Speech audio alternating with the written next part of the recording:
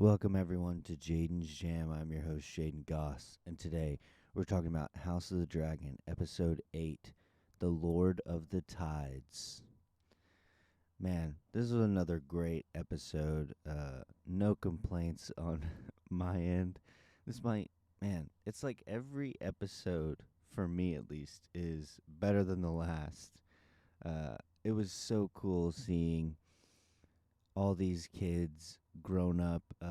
Just for people who are confused at the time skips, this is the last one that we'll have this season. Because it's right up at the beginning of the dance now. So the dance is just about to begin. So there will be no more time skips. These are the actors who will play these characters from here on out for the next 2 or 3 seasons, depending on how long they want to tell this story for. And so this was great. I want to talk about uh, Ewan Mitchell as Aemond One Eye. So I've said before that Daemon is my favorite Targaryen from this era. Uh, and I have to put up Aemond like right next to him as my other favorite Targaryen. Like just seeing the dinner scene come to life, which is in the books, is one of the best scenes we've had this whole season. Um, I love the fact that it's not even all on Aemond. You know, he does say this the strong thing, which is something that's from the books. But Lucerys kind of goads him in a way because, as you see, and I didn't even pick up on this initially. It took me a second, but the reason why Aemon got so angry and he brought up the strong bastards at the end of the episode is because there's a roasted pig right in front of him, referencing the previous one of the previous episodes. I think it was episode 6. Yeah, it was episode 6 when they found him a dragon, but it was really a pig with wings. So yeah, we that I like that callback, and it worked, and it doesn't put everything on Aemond, because in the books it's kind of like, well, why would Aemond be such a dick, like in front of everyone at a dinner? And this is a good way to explain it. He was goaded, and seeing him, he is giving already such a great performance, and there's such a sinister nature about this character, and he just pulls it off so well. He doesn't even have to say a lot of dialogue. He just has a great stare, and you can see him staring holes in basically everyone at the dinner the whole time. And even when we're introduced to him this episode, when he's training with Crispin, Kristen, uh, it's it's a great way to introduce him because you can see how proficient he is as a fighter. I mean, he even bests Kristen by the end of their training. And then he immediately goes into nephews, and he's looking at Lucerys and Jace, and it's just, I don't know. I really enjoyed him this episode. He's definitely my favorite part of the episode. He was a badass.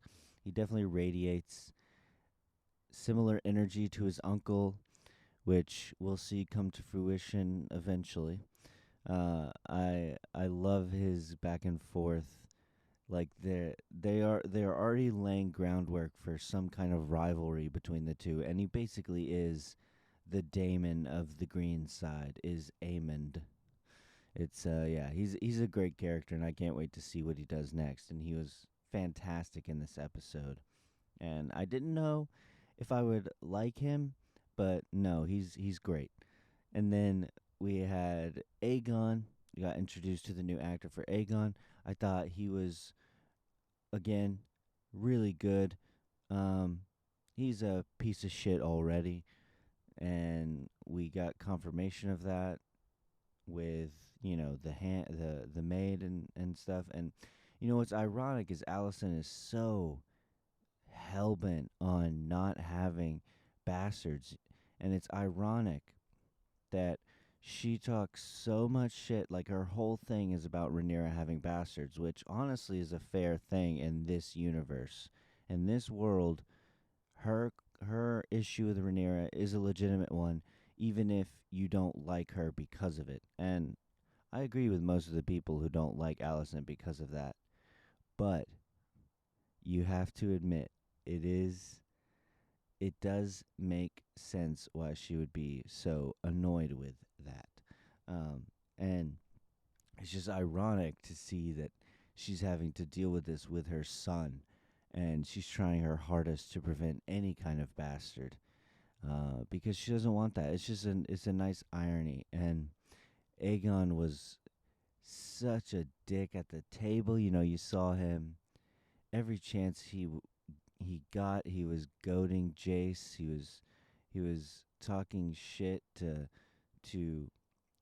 He was basically like he was like a version of Joffrey Baratheon here. Like you got that kind of I got that kind of vibe from him, like doing subtle jabs at everyone, and you can tell that he's not a great candidate for a king already. I mean, he's an absolute asshole, and it's funny that you get to see Jace fuck with him back when he dances with Helena, and there's a lot of just subtle acting from all of the actors here, all the grown up like the actors who are playing the older teenagers, young adults in this.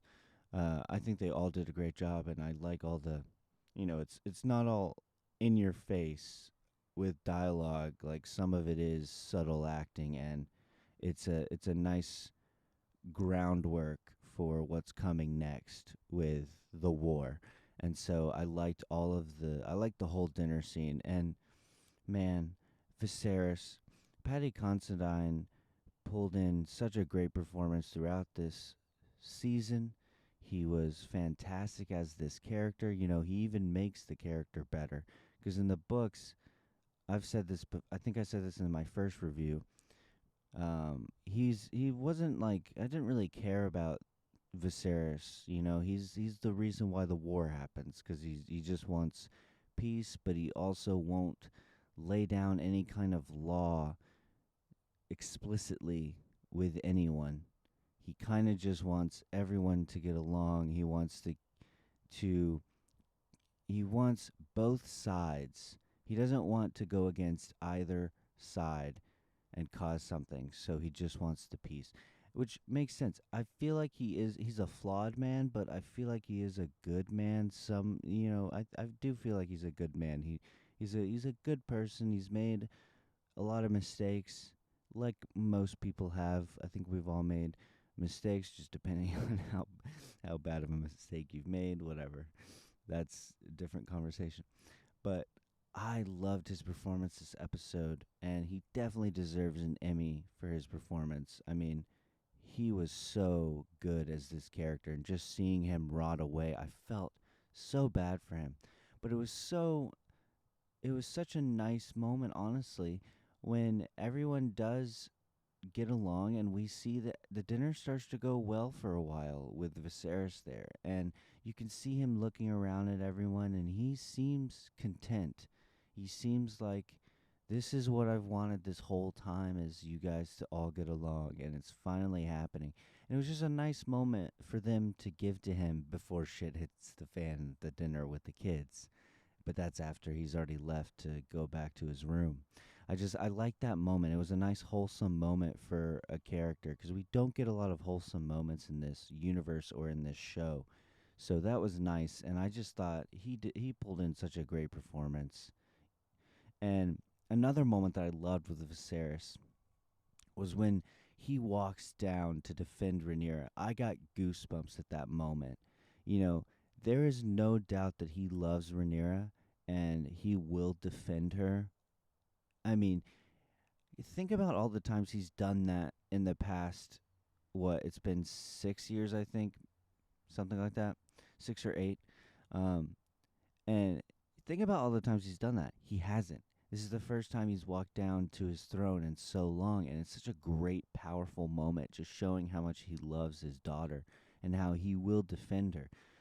Now, will he make explicit rulings about her? No, of course not. He wants to keep the peace as much as he can. But it's a great moment, and it might be my favorite moment of him in the whole season was him walking down to the throne. And then you get that great moment where he's struggling, he doesn't want help from anyone, and then you see someone grab him by the arm, and it's Damon. I started to tear up at that moment because it was just a great thing. Finally, we get to see Damon do something decent. He even does something horrible in this episode. Um, Even if you don't like Vaymond, he did something horrible and cowardly, honestly, now that I've slept on this episode. Uh, but you got to see him do something decent for once, and he helps his brother, and he gives him his crown. Apparently, that was a improv. Like the crown actually dropped. It wasn't supposed to. It was supposed to stay on Viserys' head, but they played along with it and they liked the moment, so they kept it in the show. And it's such a great fucking moment. It shows that Daemon does love his brother as much as they get into tiffs and they fight. And he's been kicked out of King's Landing so many times for his stupid decisions. And it's a really great moment. And honestly, I think it might be my favorite moment of the episode. And it made me emotional. And speaking of Damon, Matt Smith again, he's so good, and he doesn't even have to say a lot of dialogue to be impactful.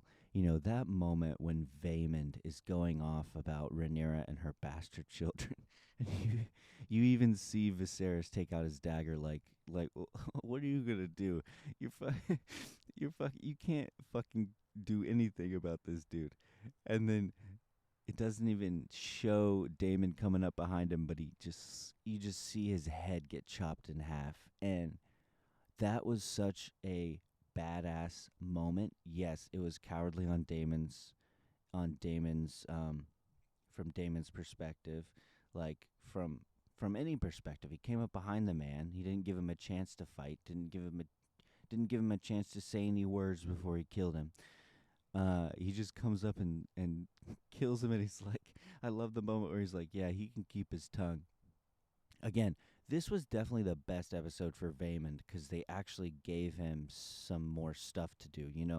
We've seen him and Damon have some kind of rivalry or some kind of problems because in the third episode at the Stepstones, Vaymond is the one saying, "Hey, Damon is not being a good leader. We need to oust this guy and find some way to we need help. We need help from the king." And Damon's not getting help from the king because he's got pride and he can't see past his pride. And so we got that moment, and then Corlys, he talks him down. He says, whatever, like, I don't need a mutiny on my hands, I think is what he says. And so we have gotten moments from Vaymond. He had a moment last episode when he's basically talking shit about Rhaenyra, and Daemon laughs to take the heat off of her and bring it to him. That's how some people have looked at it, and I think it's a good explanation because at first I was mad about that. But anyways, Vaymond, he was great in this episode, and the actor did such a great job. I loved the way he said bastards, and you can see like he is angry, and Viserys won't admit the truth out loud about it. He refuses to admit it, and Vaymond is like right in his face saying it. Like, you have to see this. And it's a great moment. And then, of course, he talks too much shit and dies. He didn't have a chance to defend himself physically, but, you know. And then I love how Damon's like wiping off the sword, and he's like got his hand up, like, all right, I'm going, I'm gone, I got it. But it's like, I don't know. This was a fantastic episode. Rhaenys, she finally came back. I mean, we had her last episode, but it feel like she hasn't had a lot to do this season. So it was cool, like starting off with her and having such a focus on her and her family. Like, who's gonna be the Lord of Driftmark? And it's she had a lot of great moments. I love the moment with her and Rhaenyra. Rhaenyra is desperate to not have Vaemond be Lord of the Tides, because if he is, he's definitely going on to the Greens. He's going to be with the Hightowers. We even see him speaking with the Hightowers before they even have the meeting in the throne room. Like the Hightowers have obviously agreed with Vaemond's perspective, and they need someone powerful like that on their side, which would be Vaemond. If he was Lord of the Tides, he would have all the ships. He is a big ally that you want. You want the Lord of the Tides on your side. And Corlys, definitely more so on the side of the Blacks. So we'll see like how that goes. He's definitely on the side of Rhaenyra and the Blacks. So we'll see how that goes. But I love Rhaenys in this episode. There's a great scene, and then Rhaenyra's finally like, "All right, let's marry our children together, my sons to your granddaughters, and we'll end this." And then Rhaenys even calls it out in the throne room. So Rhaenyra has no choice but to accept this marriage, because she's saying in front of everyone, "Hey, Rhaenyra offered me this." So now Rhaenyra has no choice but to go through with it, and I don't think she would have backed out. But it was a nice, powerful political play by Rhaenys, showing that she is a very powerful political operator, and I love her in this episode. Eve Best is so good, and I hope that we get more of her in season 2. Like, please give us more Rhaenys. She's such a great character, and she has a lot of cool moments coming up, and I hope we get to see more of her in the second season. And so, yeah, this was just a fantastic episode. Allison Olivia Cook is fantastic as Allison. She is arguably the best character on this show. She is so well written and so well acted. I mean, she is so good, and I like how her character really has gone through progression. Even comparing her in this episode to the last episode, she has she has control of herself now. She does not have any moments where she breaks. She seems to really care genuinely about Viserys, and I do truly believe that she cares about him. I even think that Otto cares about him too, in his own way. She's so good in this show, and I'm so glad they cast her, because she's just pulling in a great performance every single episode, and I loved her in this episode. Like, she is definitely an analog to Cersei, but not obviously like, she's in a different way. It's not as an exact of an analog, because Cersei is a lot more evil in my mind. I mean, I've read the books, and Cersei, yes, she has definite. You can definitely care about her for sure, especially going into the fourth book, and that would be, the shame stuff. Like that. That is powerful stuff, and it makes you care about her in a certain way. But she is pretty evil throughout the books and definitely the show. So I wouldn't. It's not a direct comparison, but it is as close as I can get from Game of Thrones. I feel like she has become a Cersei in the way that she's controlling herself and stealing herself. And, she does have that really that great moment with her son where you can see how angry she is at him. And she even says, "You are no son of mine," for what he has done to the maid, and basically bringing dishonor on their house. She's all about honor. She's all about like keeping everything good, I guess. I don't know how to put it, but and she's failing at it because she is not a great mother. And you see in the way that she's raised her kids to be, she's poisoned them to hate the Valerians. And of course, now it's, or not the Valerians, but Jason, Luke. You know, they could have, and Joffrey, they could have been raised together. Viserys wanted them raised together and grow up together so they would get along and be friendly with each other. And she's basically been poisoning Aegon since the beginning. He's a spoiled brat. He is a terrible person. He's doing terrible things to people already, and he's not even king yet. And she wants this boy to be king. Yeah, it's a bad look. And Aegon is a terrible person. I just wanna make that clear.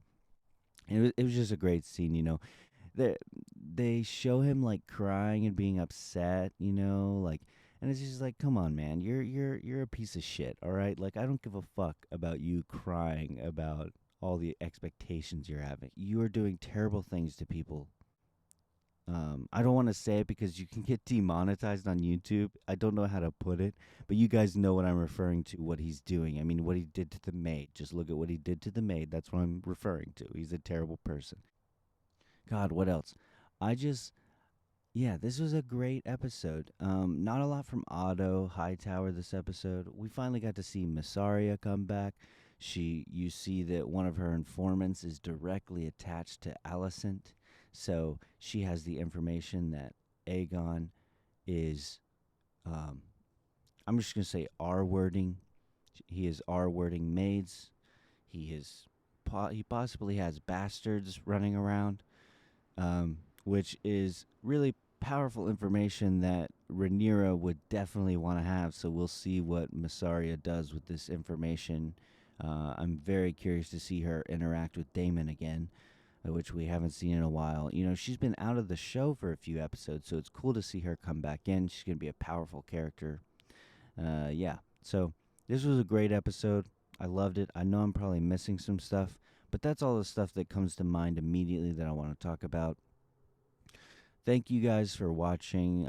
Like this video, comment below. Let me know what you thought about this episode. I think this is one of the best episodes of the show so far. It was really emotional. It was a powerful episode. Lots of great political intrigue, but that's been the show since episode 1. Please share this video if you like it, and subscribe to my YouTube channel. This is a growing YouTube channel. I just started it. Today I'm trying something different, just putting up an image and talking. It's easier for me, and I can record easier if I'm not worrying about my video. So that's why this is just audio today. But yeah. All right. Thank you guys for watching. I'll see you next video.